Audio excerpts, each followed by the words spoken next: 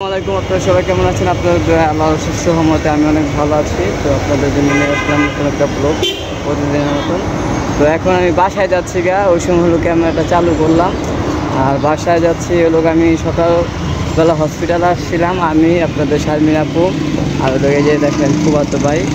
তো তিনজনে আসছি হসপিটালে। তো আমি আসছি আমার নিজের জন্য। তো সবাই জানেন যে আমি একটু শারীরিক দিকে খুবই অসুস্থ। তো আসলে অসুস্থর কথাটা মানুষকে বেশি বলা ঠিক না, তারপরও আসছি যেহেতু এই কারণে কোনো ভিডিও করলাম না। তো যাওয়ার সময় চিন্তা করি যেন একটু ভিডিও করি, আপনাদের মাঝে একটু শেয়ার করি। তো এই কারণেই তো বাসায় যাচ্ছি। ডাক্তার দেখায় আবার বুধবার আসতে বলছে। বুধবার আসার পর একটা টেস্ট দিচ্ছি, অ্যাকচুয়ালি টেস্টটা করলাম। টেস্টটা দিল 750 টাকা, খালি একটু রক্ত দিয়ে একটা টেস্ট। আমি চিন্তা করলাম যে 750 টাকা একটা টেস্ট। ডাক্তার আমার অনেক কিছু জিগাইলো যে আপনার কী কী সমস্যা হইতেছে। আমি বললাম যে আসলে আমার ওরকম কোনো সমস্যা নেই, খাওয়া দাওয়া সব কিছুই ঠিকঠাক আছে। তো আমার অনেকটাই জিজ্ঞেসে যে আপনি কি কাজকর্ম করতে পারেন। আমি বলছি হ্যাঁ, আমি কাজের থেকে কালকে আসছি কিংবা পরশু আসছি, এরকম বললাম। হয়তো আমি এক সপ্তাহ যাবত কাজ করি না এই মেডিকেলে যাওয়ার জন্যই। তো আমার যে ডাক্তার অ্যাকচুয়ালি ওনারা আসলে সপ্তাহে একদিন, বুধবার। আগে 2 দিন আসতো, এখন আসে একদিন। তো এই বুধবার তো বলছে যে আগামী বুধবার একটা টেস্টটা নিয়ে পরে আসবেন, এরপরে রক্ত দিবেন। আগে আপাতত আপনারা রক্ত দেন না। তো চিন্তা করলাম ওটা কী টেস্ট দিল আমি নিজেও জানি না। আমি নিজের থেকে ধারণা করলাম হয়তো ডাক্তার যে আমার পরীক্ষাটা দিচ্ছে, হ্যাঁ চিন্তা করতেছে যে আমার শরীরে কি রক্ত উৎপাদন হইতেছে কিংবা হয় না, ওটাই ওই টেস্টটাই কি দিল নাকি আসলে ওরকম জানি না। তো টেস্টটা আসলে আমি চাই না ওটা আপনাদের মধ্যে শেয়ার করবো যে আসলে কী টেস্ট দিচ্ছে। আর আগে এত থ্যালাসেমিয়া রোগী দেখি নাই কোনো সময়। আমি হসপিটালে যাই, আজকে ফার্স্ট অনেক রুগী দেখলাম। তো সবারই দেখি এই সমস্যা। তো একজন আমাকে দেখে অনেক কান্না করলো যে তোমার এরকম সমস্যা কতদিন যাবত। তো আমি বললাম যে না, আমার তো এই সমস্যাটা প্রায় ছোটোবেলা থেকেই। তো উনি কান্না করছে হলো ওনার ছেলেরও একই সমস্যা। তো ওনার ছেলের সবসময় অ্যাকচুয়ালি 9 পয়েন্ট রক্ত থাকে, ঠিক আছে, কিন্তু আমার 9 পয়েন্ট রক্ত কোনো সময় ছিল না, থাকো না। আমার সবসময় রক্ত থাকে, মানে রক্ত দিলে উপরে ওঠে কিন্তু পরে নিচে নাইমা জায়গা 6 পয়েন্ট, 5 পয়েন্ট, 4.5 পয়েন্ট এরকম থাকে। তো এক চিন্তা করলো যে তুমি এই 4.5 পয়েন্ট রক্ত দিয়ে তুমি কাজকর্ম সব করতেছো। আমি বললাম যে হ্যাঁ, আমি 4.5 পয়েন্ট রক্ত দিয়ে কাজকর্ম করছি। তো আমাকে আমার কথা শুনে তো নিজের থেকে কান্না করে দিল যে না, আমার ছেলের 9 পয়েন্ট রক্ত, কিন্তু আসলে আমার ছেলের মাথা ঘুরে রাস্তায় পড়া জায়গা। তো এই কারণে আমি কোনো জায়গায় যাইতে দেই না। তো আমার তো ওরকম কোনো সময় হয় না। আমি 6 তলায় থাকি, তো সিঁড়ি বাইয়া ওঠা নামা হয়তো 2-3 বার উঠলে আমার একটু কষ্ট হয়। আর আমি উপরে উঠলে আমারও বাসার থেকে কেউ বেশিরভাগ নামাইতে চায় না, যে হয়তো শারমিন নামে, নয়তো আপনাদের ভাবি নামে, আর নয়তো বাবু নামে, দুইজনে একজন। আর বাবু তো বাসায় থাকে না, শারমিনের আপনাদের ভাবির বেশি নামা হয়। তো এই কারণেই তো উনি আমার কথা শুনে, আমার চাকরির কথা শুনে উনি নিজে কান্না করে দিল যে তুমি কাজ করো, 4.5 পয়েন্ট রক্ত লিয়া, 5 পয়েন্ট রক্ত লিয়া। আর আমার ছেলের 9 পয়েন্ট রক্ত, ও অন্তরে কোনো কাজকর্ম করতে পারে না, ঠিক আছে, পড়ালেখা করতেছে। তো আমি বললাম আন্টি, সবচেয়ে মনোবলটা বেশি মানুষের। তো আমার হয়তো মনোবল আছে, ঠিক আছে, সাহস আছে, এই কারণে আমি পারি। আর ওদের হয়তো নাই দেখেই পারে না, ঠিক আছে। তো দোয়া করবেন যেন ওরাও যেন আমার মতন হয়। তো সবসময় যেন আমার মতন কাজকর্ম করে খাইতে পারে, বাবার পাশে থাকতে পারে। তো আমার যে সমস্যাটা, এই সমস্যাটা হলো যে যাদের আছে অ্যাকচুয়ালি ওদের বাপ মা ওদের কামাই খাইতে চায় না, কিন্তু আসলে এটা একটা পরিস্থিতির শিকার হয়ে জায়গা যে খাইতে চায় না। সবার বাপ মা বলুন ছেলে মেয়েকে বড় করে কিসের জন্য? তারা বুড়া হয়ে যাবে, ওসব খাওয়া দাওয়া করবে।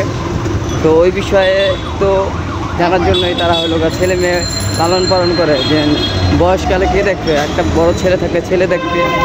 আর মেয়ে তো অ্যাকচুয়ালি জামাই বাড়িতে জায়গা, এই কারণে মেয়েদের কথা নাই বললাম। তো ভিডিওটা যদি ভালো লাগে অবশ্যই সাবস্ক্রাইব করবেন, কমেন্ট করবেন।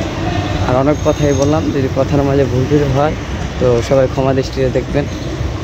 মেডিকেল থেকে আসার পর খাওয়া দাওয়া করছি, খাওয়া দাওয়া করার পর ওটা তো আপনাদের মধ্যে শেয়ার করতে পারি নেই।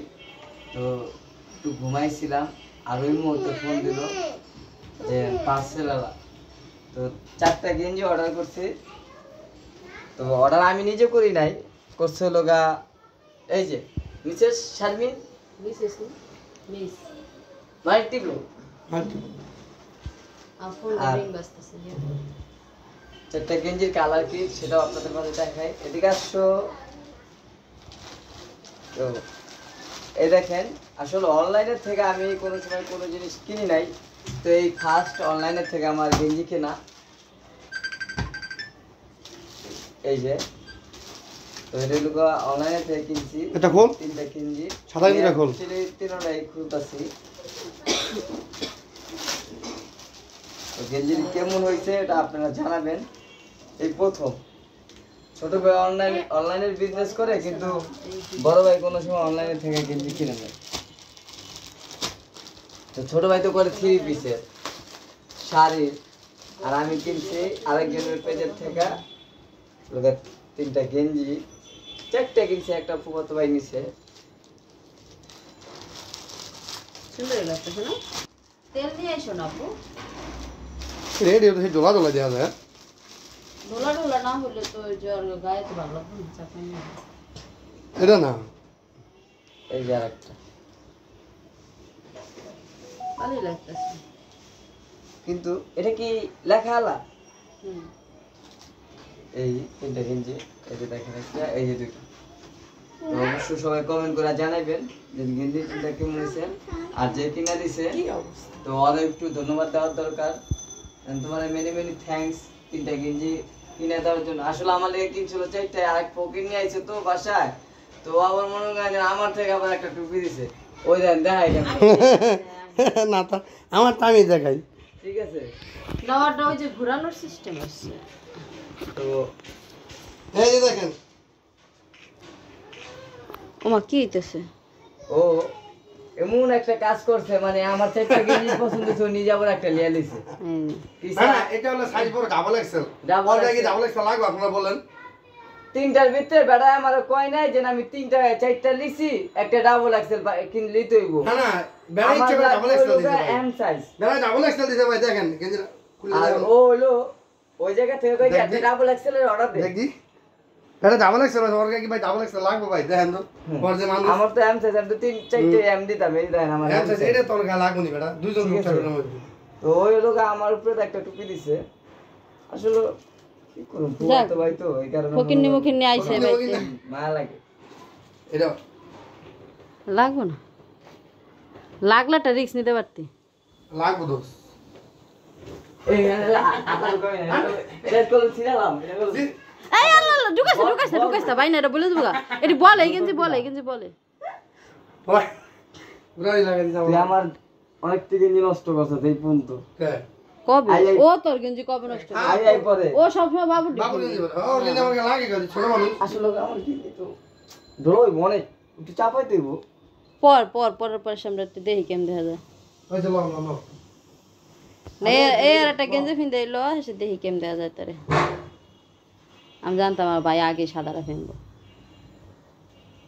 সুন্দর হয়েছে, 3টা গেঞ্জি সুন্দর হয়েছে। এখন ভাইয়ারও পছন্দ হয়েছে, ভালোই লাগতেছে। কেমন লাগে? ভালোই লাগতেছে। তো অবশ্যই সবাই কমেন্ট করে জানাবেন গেঞ্জিটা কেমন হয়েছে। ওই যে আব্বুকে কেমন লাগছে? আপুকে কেমন লাগতেছে শারিফা সারাফা? হ্যাঁ সুন্দর লাগতেছে, দেখছেন কেমন সুন্দর লাগতেছে। ওরে বাবা রে, সুন্দর হবো তো পুরা চাতা। এই দুজন সুন্দরের গোড়াউন। তো অবশ্যই ভিডিওটা কেমন হয়েছে সাবস্ক্রাইব করবেন, কমেন্ট করবেন, শেয়ার করবেন, আর ভিডিওটা যদি ভালো লাগে তো বেশি বেশি করে সাবস্ক্রাইব কমেন্ট করবেন। এই দেখেন মিমের বাড়ির নিচে আয়া কি পরিমাণে দুষ্টমি করে দেখছেন, 3জনে মিলে। তাও এই যে খালি এক স্যার দৌড়াদৌড়ি ওলা পাইন দেখছেন, মানে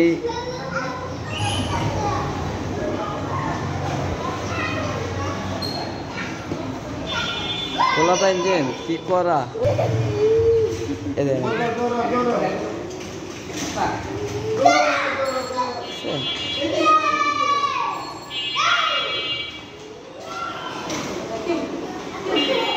এরা যে পড়ব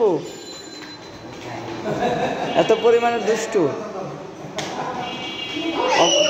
মানে পুরাটা মাঠ খালি পাইয়া